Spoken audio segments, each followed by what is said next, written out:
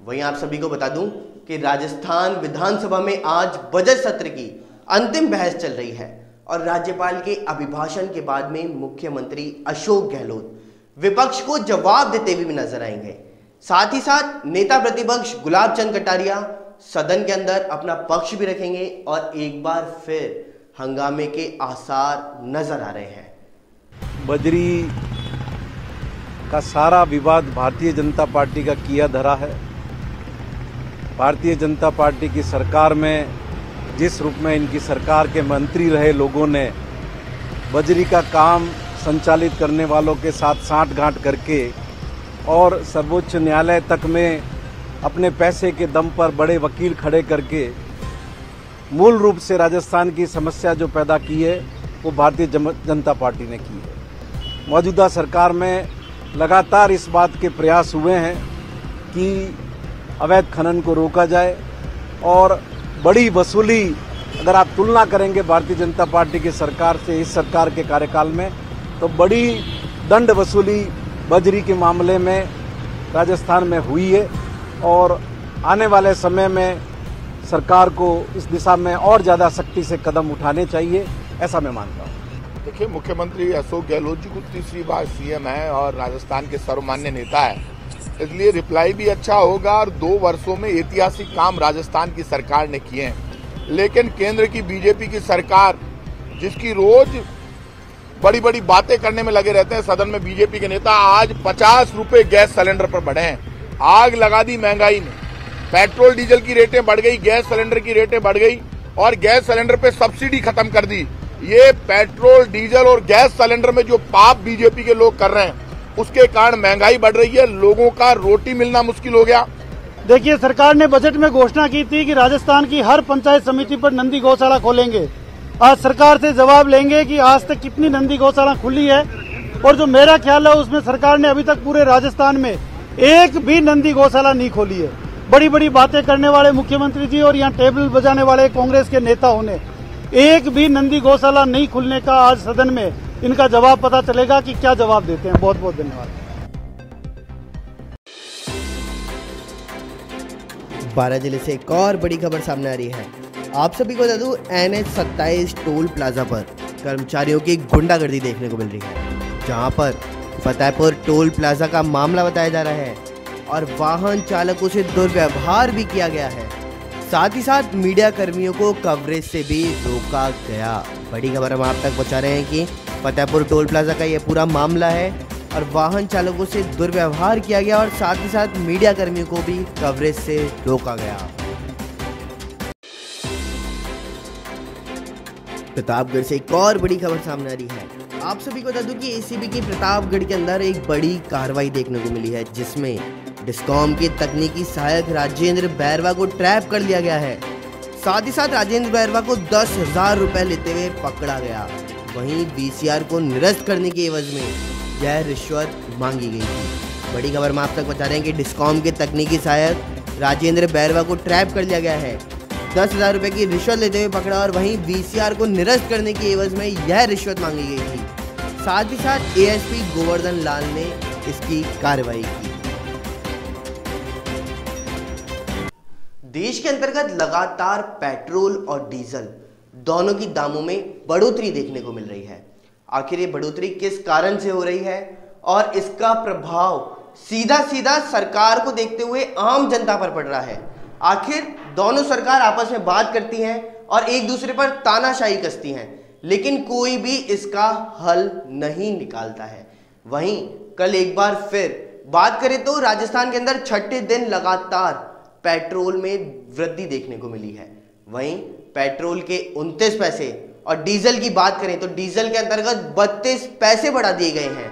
लगातार in petrol और diesel की मार राजस्थान की जनता को झेलनी पड़ रही है और इसी के चलते हुए आप सभी को बता दूं कि अब राजस्थान के अंदर पेट्रोल 99 रुपए तो वहीं डीजल 91 रुपए तक पहुंच चुका है और यह बहुत ही महंगा नजर आ रहा है। आने वाले समय में यह 100 के पार भी पहुंच सकता है, लेकिन राजस्थान सरकार को इसकी ओर ध्यान देकर के पेट्रोल, डीजल और गैस जो देश के 3 अहम मुद्दे हैं उन तीनों पर कंट्रोल करने की ज्यादा आवश्यकता है। तो आइए एक नज़र डालते हैं कि कहां कहां पर कितना कितना पेट्रोल और डीजल की दरों में वृद्धि हुई है और आखिर ये वृद्धि 100 के पार तक कहां कहां पर पहुंच चुकी है। पेट्रोलियम का खुदरा कारोबार करने वाली सरकारी कंपनियों ने पेट्रोल और डीजल के भावों में लगातार छठे रविवार को वृद्धि की है। ताज़ा बढ़ोतरी से राजस्थान में पेट्रोल और डीजल के भाव 99 रुपये और 91 रुपये प्रति लीटर से अधिक हो चुके हैं। वैश्विक बाजारों में तेजी के बाद स्थानीय कंपनियों ने कल पेट्रोल 29 पैसे और डीजल के अंदर 32 पैसे लीटर महंगा कर दिया। इसके साथ राजस्थान स्तरीय करों को मिलकर ईंधन का खुदरा कीमतें नई रिकॉर्ड स्तर पर पहुंच चुकी हैं। दिल्ली की बात करें तो दिल्ली में पेट्रोल 88.73 और डीजल 79.6 के भाव पर पहुंच गया। लेकिन राजस्थान में पेट्रोलियम उत्पादों पर वैट की दरें सबसे अधिक हैं। इसके असर श्रीगंगानगर के अंदर पेट्रोल 99.29 और डीजल 91.17 रुपये प्रति लीटर तक पहुंच चुका है।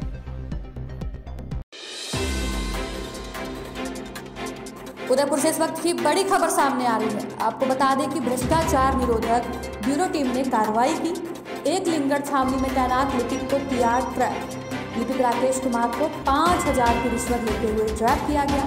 पेंशन पत्रावली का कार्य पूर्ण करने के एवज में मांग की रिश्वत।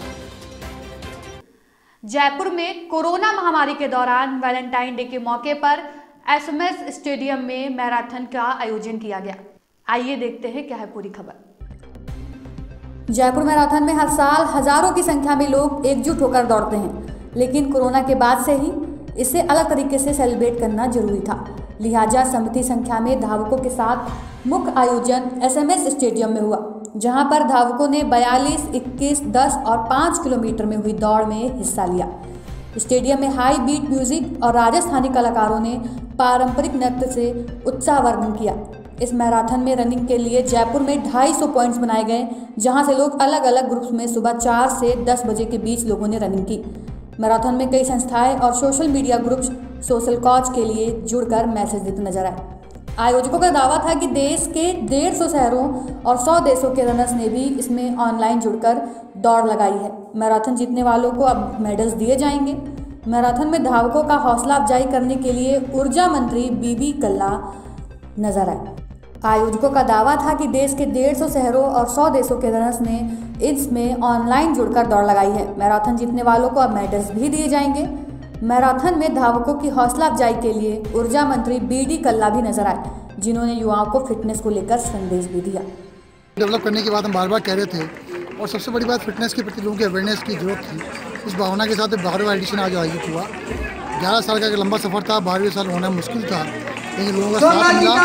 आज इतना बड़ा शानदार आयोजन हुआ है कि 250 जयपुर में सरदार जी ने आज इतिहास रच दिया है। 100 देशों में भाग लिया, 26 राज्यों ने भाग लिया और जयपुर में भाई साहब आज बहुत दौड़े हैं, क्या कहना चाहेंगे उन? देखिए अभी हमने देखा 63 ईयर्स ओल्ड सरला जी ने 42 किलोमीटर की दौड़ लगाई है।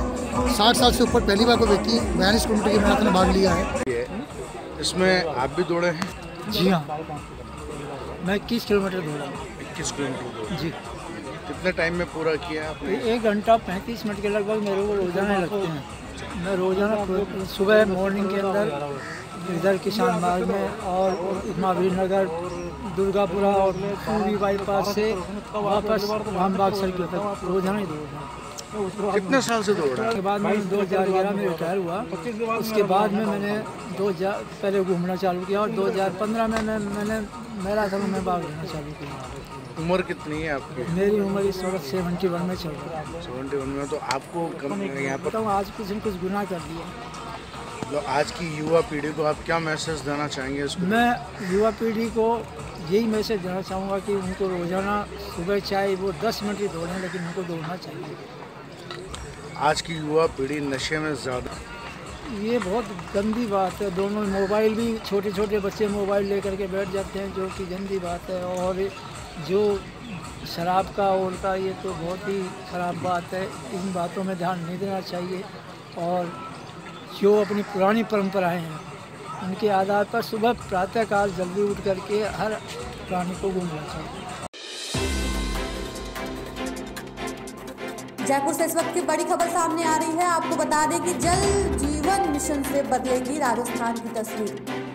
गांव के 9 लाख से ज्यादा घरों में पहुंचेगा पानी, साथ ही 2000 से ज्यादा गांव में लगाए जाएंगे पानी के कनेक्शन। जोधपुर, झुंझुनू, चित्तौड़गढ़, चूरू, बीकानेर, सीकर में लगेंगे पानी के कनेक्शन। फिलहाल मीलों दूर पैदल चलना पड़ता था ग्रामीणों को, पर पानी कनेक्शन लगने से इन लोगों को राहत मिल सकेगी।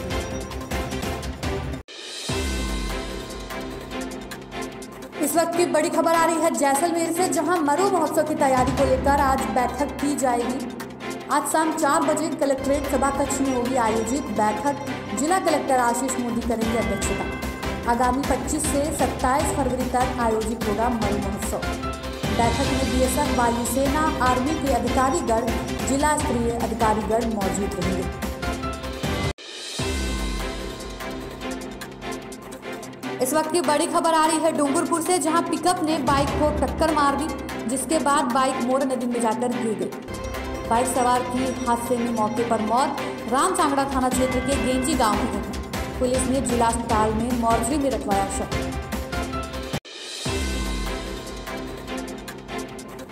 इस वक्त की बड़ी खबर आ रही है राजस्थान विधानसभा से। आपको बता दें कि विधानसभा के बजट सत्र का आज 5वां दिन है। सुबह 11 बजे से प्रश्नकाल के साथ शुरू होगी कार्यवाही।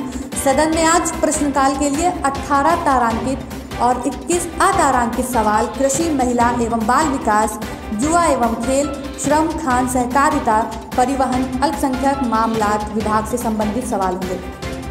आइए एक नजर डालते हैं राजस्थान की राजधानी जयपुर की ओर। आप सभी को बता दूं कि लगातार पत्रकारों के ऊपर हमले हो रहे हैं और इन्हीं हमलों को देखते हुए कल राजधानी जयपुर के अंदर शांति मार्च भी निकाला गया है और इस शांति मार्च के अंतर्गत पत्रकारों की 9 मांगे उसके अंतर्गत रखी गई हैं। आप सभी को बता दूं कि इसके अंतर्गत पत्रकार सन्नी आत्रे ने ये शांति मार्च कोरोना को ध्यान में रखते हुए निकाला है और इसके अंतर्गत कई पत्रकार साथी भी मौजूद थे। तो आइए एक नजर डालते हैं उनकी क्या क्या शर्तें हैं और इसके ऊपरगत अभी राजस्थान सरकार का क्या कुछ कहना है। पत्रकारों पर निरंतर हो रहे हमले व पत्रकारों को आए दिन मिलने वाली धमकियों के विरोध में पत्रकार सुरक्षा कानून की मांग को लेकर के पीरियोडिकल प्रेस ऑफ इंडिया के बैनर तले रविवार को 14 फरवरी को दोपहर 12 बजे से सीसके में स्थित राजमहल पैलेस चौराहे से सिविल लाइन रेलवे फाटक तक शांति मार्च निकाला गया है। यह जानकारी देते हुए पीरियोडिकल प्रेस ऑफ इंडिया के राजस्थान प्रदेशाध्यक्ष वरिष्ठ पत्रकार सन्नी आत्रे ने बताया कि कोरोना महामारी को ध्यान में रखते हुए सरकार की ओर से जारी कोरोना गाइडलाइन की पालना करते हुए पत्रकार हित के लिए विशाल शांति मार्च निकाला गया है और इस धरने में सभी पत्रकार साथियों एवं विभिन्न मीडिया संगठनों, एनजीओ, संस्थाओं व क्लबों के प्रतिनिधियों से अपील भी की गई कि इस धरने में अधिक से अधिक संख्या में अपने बैनर के साथ शामिल होकर के वह धरने में आए और धरने को सफल भी बनाएं और ऐसा ही हुआ। आत्रे ने बताया कि शांति मार्च निकालने के बाद में मुख्यमंत्री को पत्रकारों के हित में 9 सूत्रीय मांगों का ज्ञापन सौंपा गया है और राज्य सरकार के समक्ष रखी गई 9 सूत्रीय मांगों में कई मांगे शामिल हैं, जिसमें पत्रकार सुरक्षा कानून राज्य सरकार तुरंत प्रभाव से लागू करे, मृतक पत्रकार अभिषेक के परिजनों को 1 करोड़ रुपए एवं एक सदस्य को सरकारी नौकरी दी जाए, वरिष्ठ पत्रकार सन्नी आत्रे को जान से मारने की देने की धमकी देने वाले मामले की जांच कर आरोपी को गिरफ्तार किया जाए, डिजिटल मीडिया के बढ़ते प्रभाव को देखते हुए इसे सरकारी मान्यता दी जाए।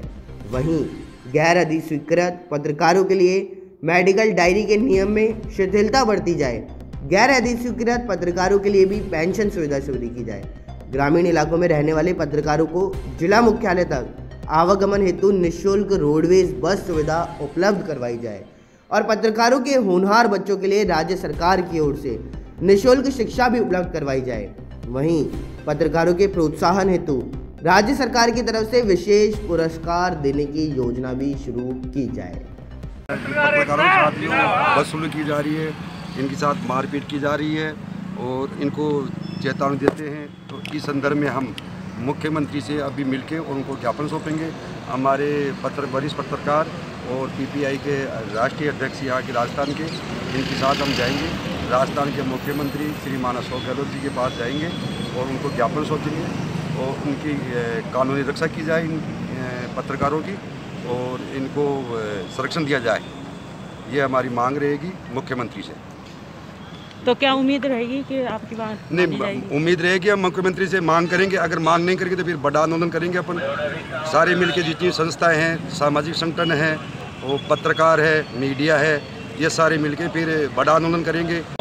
और भी NGOs का बहुत बहुत धन्यवाद ज्ञापित करता हूँ कि आज वो, क्योंकि मीडिया आमजन की आवाज़ है और आमजन के साथ, मीडिया के साथ खड़ी है और मीडिया उनके साथ खड़ा हुआ है।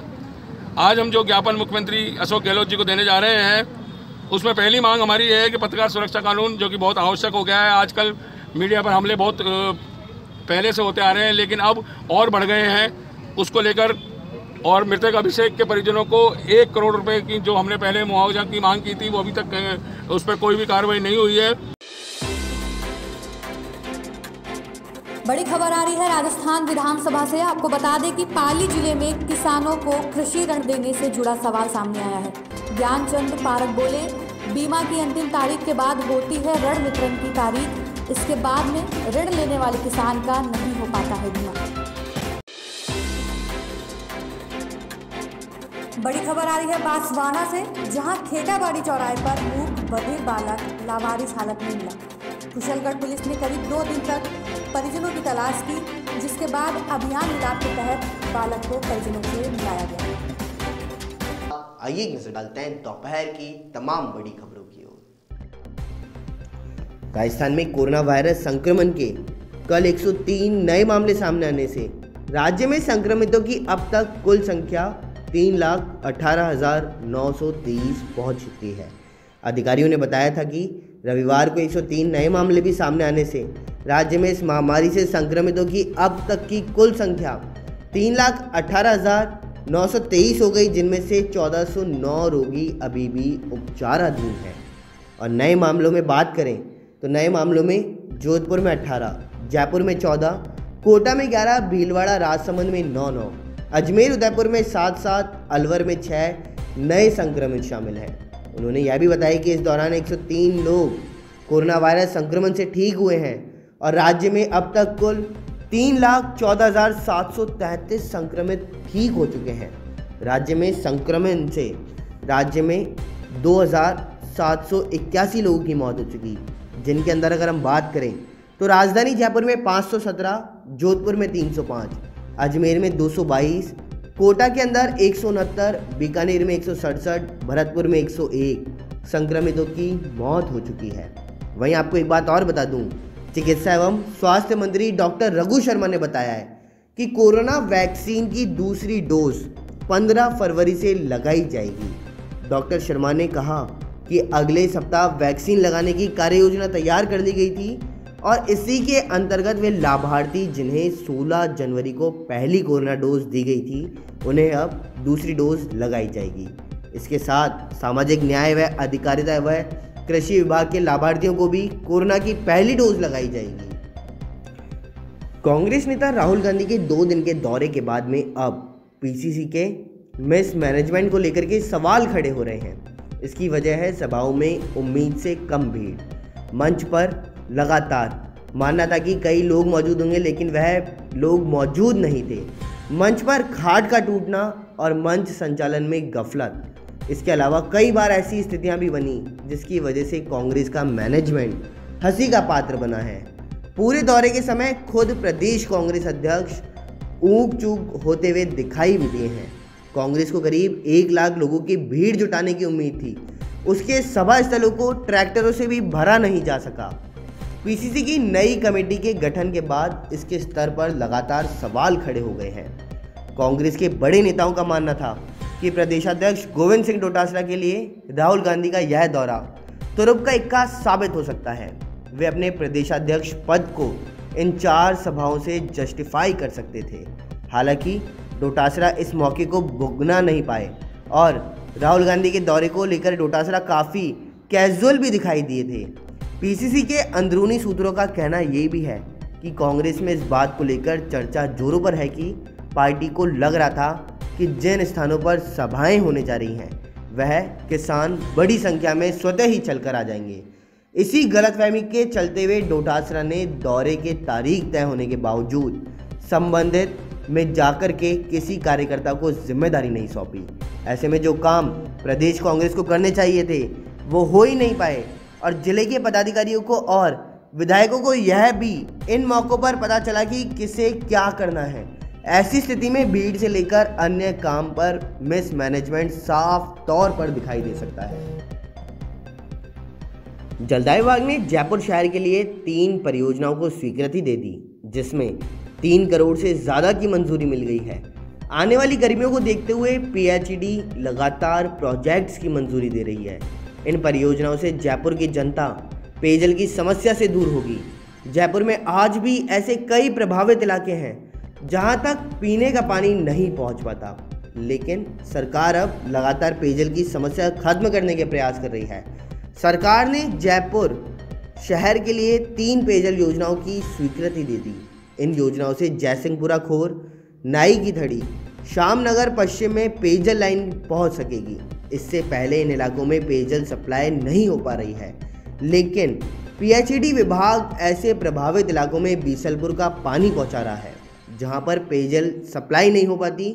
जलदाय विभाग की चीफ इंजीनियरिंग CM चौहान का कहना है कि सरकार ने बजट में इन परियोजनाओं की घोषणा की थी, जिसे अब जलदाय विभाग धरातल पर पूरा करने का प्रयास कर रही है। लोकसभा अध्यक्ष ओम बिरला कोटपुतली के दौरे पर हैं। आज कोटपुतली में आखिर भारतीय जांगेड़ महासभा के शपथ ग्रहण समारोह में बिरला ने शिरकत भी की और बिरला दोपहर को हेलीकॉप्टर से कोटपुतली में पहुंचे। हेलीकॉप्टर से पनियाला मोड़ सभा स्थल पर सड़क मार्ग से आए। समारोह स्थल पर जांगेड़ महासभा द्वारा ओम बिरला का जोरदार स्वागत भी किया गया है। समारोह में बिरला ने महासभा की कार्यकारिणी सदस्यों को शपथ दिलवाई। सभा को संबोधित करते हुए ओम बिरला ने कहा कि विश्वकर्मा समाज देश की भी शिल्पकार हैं। बिरला ने यह भी कहा कि समाज में ऐसे आयोजन होने चाहिए। इन आयोजनों से समाज जुड़ता है और समाज आगे भी बढ़ता है, और अब समाज आगे बढ़ेगा तो देश भी आगे बढ़ेगा। समाज की ओर से ओम बिरला को स्मृति चिन्ह भेंट किया। जांगेड़ महासभा के कार्यक्रम के बाद ओम बिरला ने वापस लौटते वक्त होटल तिरुपति में भाजपा के कार्यक्रम में भी शिरकत की और कार्यक्रम में स्थानीय भाजपा कार्यकर्ताओं ने विधानसभा प्रभारी मुकेश गोयल के नेतृत्व में स्वागत भी किया। जयपुर से इस वक्त की बड़ी खबर आ रही है। आपको बता दें कि आंदोलन की राह पर आयकर कर्मी आज देश भर में ITEF का धरना प्रदर्शन कर रहे हैं। जयपुर में आयकर विभाग के क्षेत्रीय मुख्यालय पर धरना प्रदर्शन, साथ ही 25 फरवरी को आधे दिन का अवकाश लेकर जताएंगे विरोध। 1 मार्च से आयकर छापों की कार्रवाई में भी कार्मिक नहीं लेंगे विभाग। इस वक्त की बड़ी खबर आ रही है उदयपुर के भिंडर से, जहां भिंडर नगर के मिनारिया हॉस्पिटल के पास कुएं में तैरती मिली लाश। सूचना पर भिंडर थाना पुलिस मौके पर पहुंची, साथ ही शव को बाहर निकालने के लिए प्रशासन ने शुरू की तैयारी। इस वक्त की बड़ी खबर आ रही है जयपुर से, जहां आंदोलन की राह पर आयकर कर्मी निकल पड़े हैं। आज देश भर में ITEF का धरना प्रदर्शन जारी है। 25 फरवरी को आधे दिन का अवकाश लेकर जताएंगे विरोध। साथ ही 1 मार्च से आयकर छापों की कार्रवाई में कोई भी कार्मिक नहीं होगा शामिल। 10 सूत्री मांगों को लेकर लंबे समय से चल रहा है विरोध। चौमू से इस वक्त बड़ी खबर सामने आ रही है। आपको बता दें कि नगर पालिका का अतिक्रमण हटाओ अभियान खुश हो गया, जहां अभियान का एक ही दिन में निकला दम। शहर में अवैध खड़ी रखकर किया जा रहा है अतिक्रमण। मुख्य बस स्टैंड पर रातों रात रखी गई अवैध खड़ियों पर नहीं है नगर पालिका की कोई नजर। उदयपुर से इस वक्त की बड़ी खबर सामने आ रही है। आपको बता दें कि भ्रष्टाचार निरोधक ब्यूरो टीम ने कार्रवाई की। एक लिंगड़ छावनी में तैनात लिपिक को किया ट्रैप। लिपिक राकेश कुमार को 5000 की रिश्वत लेते हुए ट्रैप किया गया। पेंशन पत्रावली का कार्य पूर्ण करने के एवज में मांग की रिश्वत।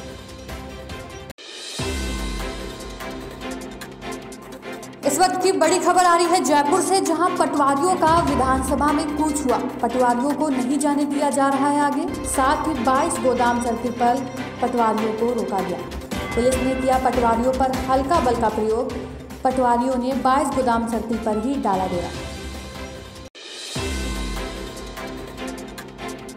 इस वक्त की बड़ी खबर आ रही है। आपको बता दें कि शराब के अवैध धरपकड़ पर पुलिस की बड़ी कार्रवाई हुई है। पुलिस ने कंटेनर से 170 पेटी अंग्रेजी शराब जब्त की है।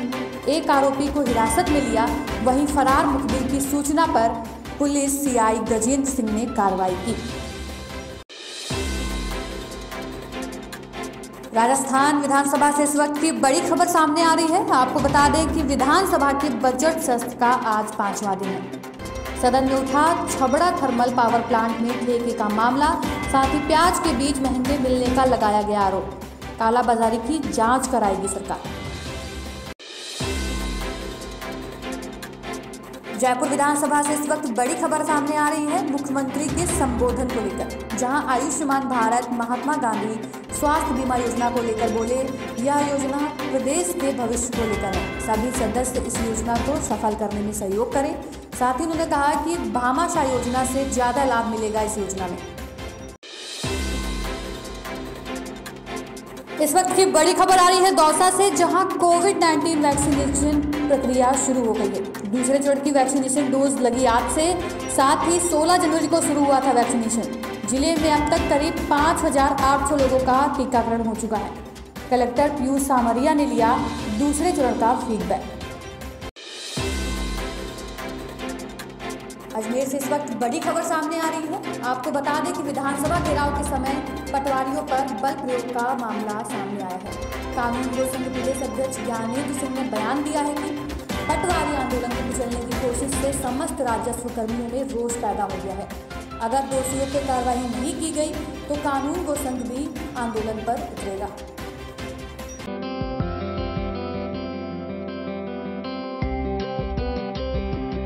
नमस्कार, स्वागत है आपका न्यूज 19 में। मैं पुलकित सक्सेना आप लोग के साथ। आइए एक नजर डालते हैं न्यूज 19 के सुबह सवेरे की ओर। रेलवे ने स्पेशल इंदौर दिल्ली इंटरसिटी और साप्ताहिक पुणे निजामुद्दीन दर्शन एक्सप्रेस का समय बदल दिया है।